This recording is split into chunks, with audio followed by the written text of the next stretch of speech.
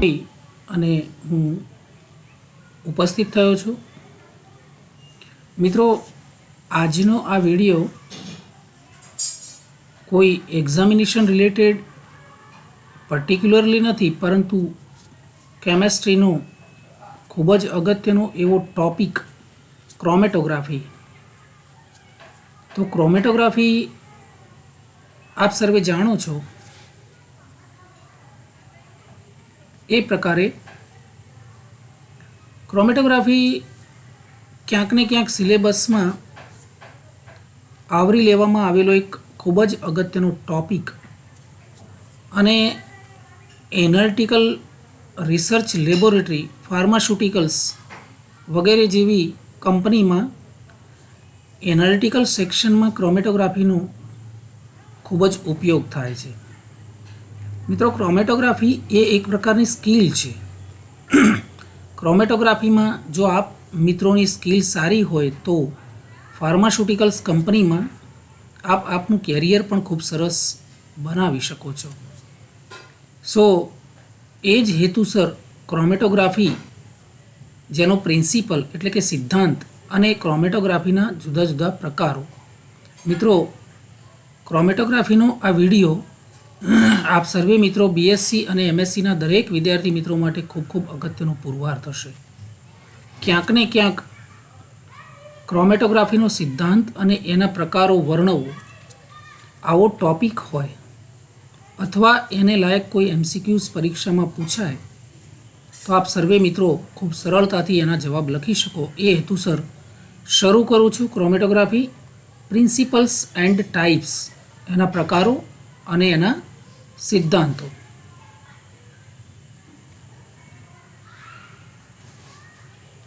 તો મિત્રો, ક્રોમેટોગ્રાફીના જુદા જુદા પ્રકારો પહેલાં આપણે આકૃતિ સાથે જોઈશું અને ત્યાર પછી એના સિદ્ધાંતોની થોડીક વાત કરીએ।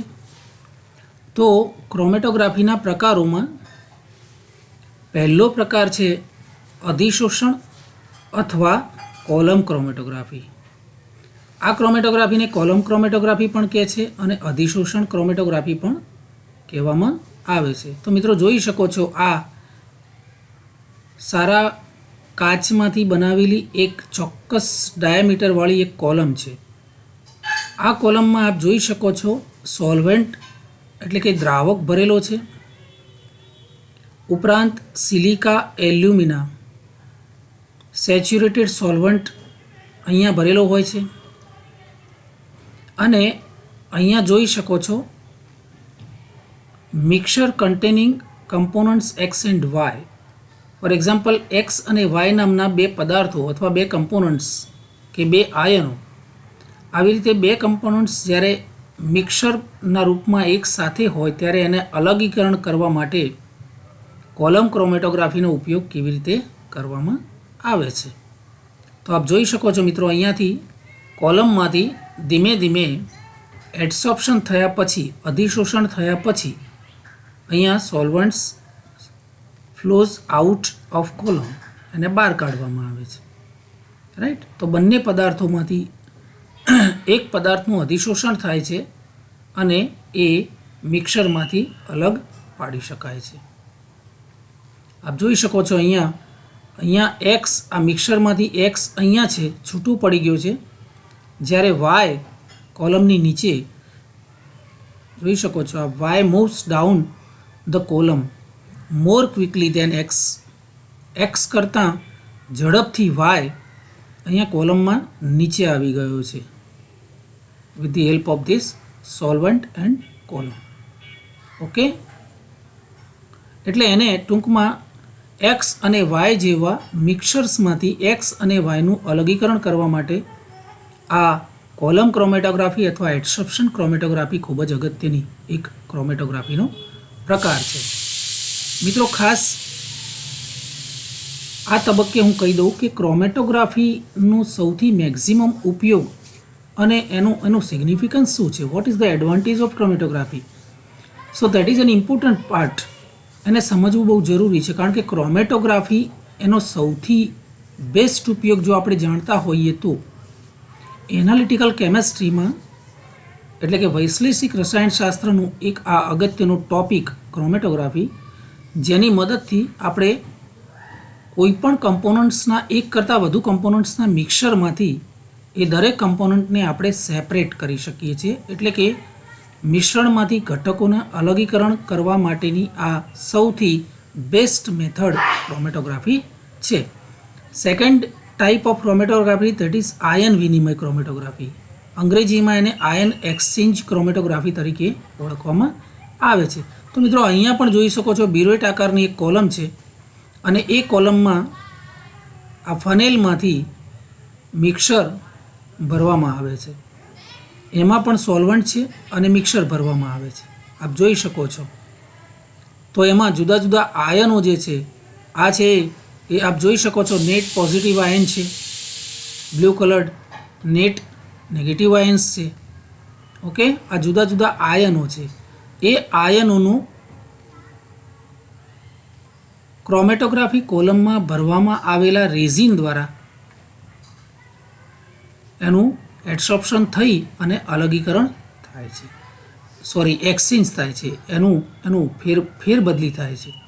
તો આ આયનોની ફેરબદલી એટલે કે આયન વિનિમય દ્વારા બંને પદાર્થોને અલગ કરવાની અથવા કોઈ મિશ્રણમાંથી ઘટકનું અલગીકરણ કરવા માટેની આ આયન એક્સચેન્જ મેથડ, જેમાં મોટાભાગે એનાયન અને કેટાયન એક્સચેન્જ રેઝિનનો ઉપયોગ કરવામાં આવતો હોય છે. સ્પેશિયલી રેઝિન એનાયન એક્સચેન્જ પણ હોઈ શકે, કેટાયન એક્સચેન્જ પણ હોઈ શકે. જે પ્રકારે પ્રેક્ટિકલ્સની ડિમાન્ડ હોય એની જરૂરિયાત મુજબ રેઝિનનો ઉપયોગ કરવામાં આવે છે અને એ રેઝિન દ્વારા આપણે કોઈ ચોક્કસ આયનોને અલગીકરણ કરી શકીએ છીએ. Third type of chromatography that is વિતરણ ક્રોમેટોગ્રાફી. મિત્રો આ કોલેજની લેબોરેટરીમાં પણ સરળતાથી આપ પેપર ક્રોમેટોગ્રાફી જેને કહો છો એ પેપર ક્રોમેટોગ્રાફીનું આ બીજું નામ છે વિતરણ ક્રોમેટોગ્રાફી. અંગ્રેજીમાં એને પાર્ટીશન ક્રોમેટોગ્રાફી તરીકે પણ ઓળખવામાં આવે છે. તો અહીંયા ચોરસ એક કાચની એક જેને કહેવાય શું કે દેટ ઇઝ કાચની એક ચેમ્બર હોય છે. એ ચેમ્બરમાં અહીંયા નીચે સોલ્વેન્ટ ભરેલું હોય છે અને એ સોલ્વેન્ટમાંથી આપણે ક્રોમેટોગ્રાફી આ પેપર તૈયાર કરી અને એ પેપર ઉપર મિશ્રણના ઘટકોના અહીંયા ડોટ મૂકવામાં આવે છે. ત્યાર પછી એને સૂકવવામાં આવે છે અને દોરીથી બાંધી અને એને અહીંથી લટકાવવામાં આવે છે, જેથી આ ક્રોમેટોગ્રાફી પેપરનો નીચેનો છેડો સોલ્વન્ટમાં ડૂબેલો રહે. તો ધીમે ધીમે સોલ્વન્ટ ક્રોમેટોગ્રાફી પેપર ઉપર ચડતું જાય છે અને સાથે સાથે અહીંયા મૂકેલા ડોટ જે છે મિશ્રણના ઘટકો એ પણ એની સાથે સાથે પોતાનું મૂવ અપ કરે છે. તો આ પેપર ઉપર સોલ્વેન્ટનું જે અહીંથી કાપેલું અંતર છે એ અંતર અને આ મિશ્રણના ઘટકોએ કાપેલું અંતર જે છે એની ઉપરથી એના કલરના ડોટ્સ પ્રાપ્ત કરવામાં આવે છે અને એ રીતે મિશ્રણના ઘટકોને આપણે અલગ દરેકની RF વેલ્યુ નક્કી કરી શકીએ છીએ આ પ્રકારે. રાઈટ, ફોર એક્ઝામ્પલ અહીંયા બતાવેલું છે મિશ્રણમાં રહેલું સોલ્વન્ટ જે છે દ્રાવક એ અહીં સુધી પહોંચે છે ત્યાં સુધીમાં મિશ્રણના ઘટકો જે છે એ અલગ અલગ જગ્યાએ અલગ અલગ ઝડપથી અલગ અલગ હાઇટ ઉપર અલગ પડેલા દેખાય છે.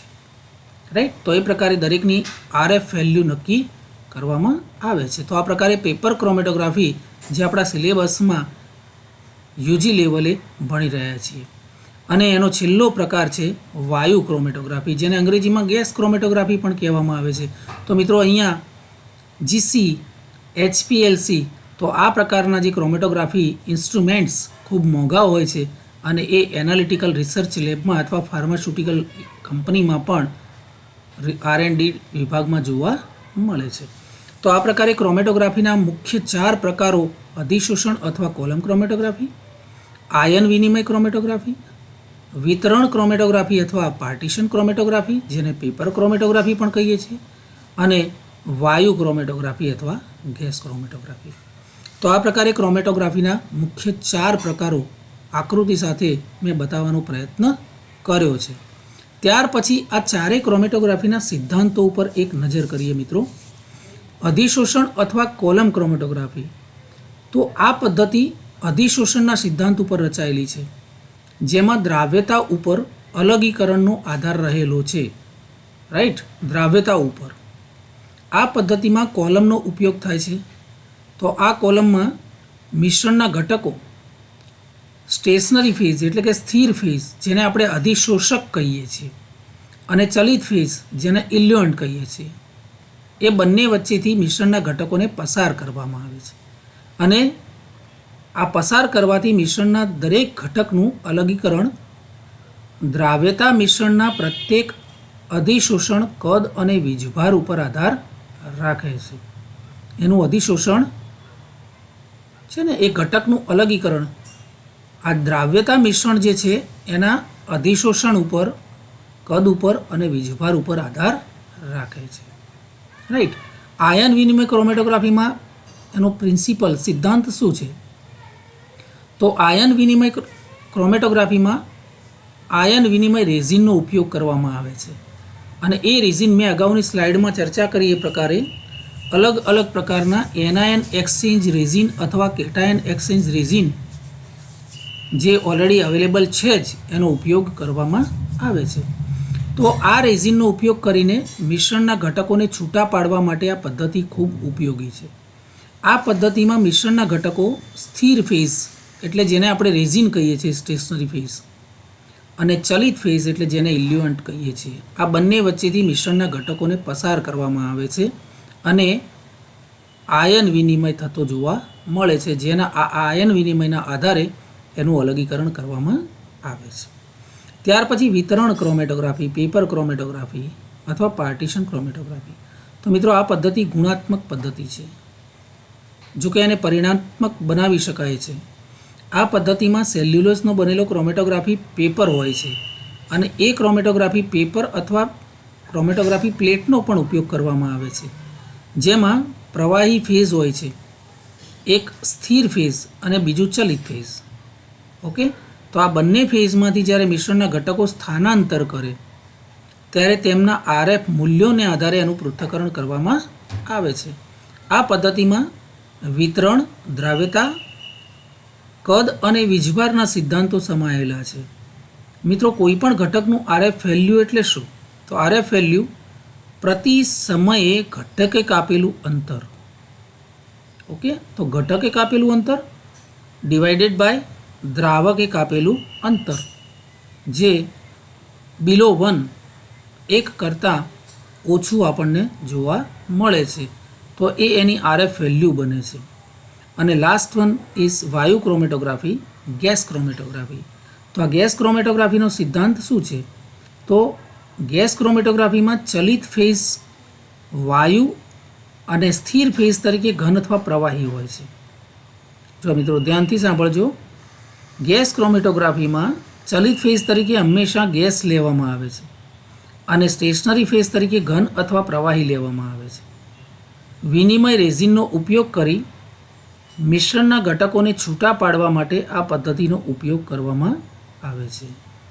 આ પદ્ધતિમાં મિશ્રણના ઘટકો સ્થિર ફેઝ અને ચલિત ફેઝ વચ્ચેથી પસાર થાય તો એનું અલગીકરણ કયા આધારે થાય છે? ઉત્કલન બિંદુ, દ્રાવ્યતા અને અધિશોષણના આધારે થાય છે. ઓકે, જો દરેકમાં આપણે જોઈ લઈએ ફરીવાર. અધિશોષણ અથવા કોલમ ક્રોમેટોગ્રાફીમાં ઘટકનું અલગીકરણ દ્રાવ્યતા મિશ્રણના પ્રત્યેક અધિશોષણ, કદ અને વીજભાર ઉપર ડિપેન્ડ છે. અહીંયા એનું અલગીકરણ શેના આધારિત છે? આયન વિનિમયને. રાઈટ. અહીંયા વિતરણ, દ્રાવ્યતા, કદ અને વીજભાર એના આધારે ઘટકોનું અલગીકરણ થાય છે. અને વાયુ ક્રોમેટોગ્રાફીમાં ઉત્કલન બિંદુ, દ્રાવ્યતા અને અધિશોષણના આધારે ઘટકોનું અલગીકરણ એ સિદ્ધાંતના આધારે જોવા મળે છે. તો મિત્રો, આ પ્રકારે 4 પ્રકારની મુખ્ય ક્રોમેટોગ્રાફી અને એ ચારેય પ્રકારના સિદ્ધાંતો, કયા સિદ્ધાંત ઉપર કયું ક્રોમેટોગ્રાફી રચાયેલું છે, એ સમગ્ર બાબતોની મેં અહીંયા ચર્ચા કરવાનો પ્રયત્ન કર્યો છે ખૂબ સરળ ભાષામાં. મિત્રો, આપ સર્વે જાણો છો કે ક્રોમેટોગ્રાફીનો ઉપયોગ ખૂબ જ બહોળા પ્રમાણમાં આજે ફાર્માસ્યુટિકલ કંપનીઝમાં અને એનાલિટિકલ સેક્શનમાં થઈ રહ્યો છે. chromatography is one of the best method to separate the mixture components. એટલે ક્રોમેટોગ્રાફી પરીક્ષાની દ્રષ્ટિએ, કેમેસ્ટ્રીમાં નોલેજની દ્રષ્ટિએ અને ફાર્માસ્યુટિકલ કંપનીઝ કે બીજી કોઈ કંપનીમાં, કેમિકલ કંપનીઝમાં એનાલિટિકલ સ્કિલ તરીકે ખૂબ જ અગત્યનો એવો આજનો આ ટોપિક આપ સર્વે મિત્રોને ખૂબ ખૂબ ગમ્યો હશે. તો મિત્રો એને જરૂર લાઈક કરો, શેર કરો અને હજી સુધી મારી ચેનલને સબસ્ક્રાઈબ ન કરી હોય તો જલ્દી સબસ્ક્રાઈબ કરો, જેથી આવા ખૂબ જ સુંદર અને ખૂબ જ અગત્યના ટોપિક્સ જે આપના કેરિયરના સંદર્ભમાં હું મૂકી રહ્યો છું તે વધુને વધુ હું આપ સર્વે મિત્રોને એનો લાભ આપી શકું અને આપ સુધી પહોંચાડી શકું એવી અભ્યર્થના સાથે ધન્યવાદ.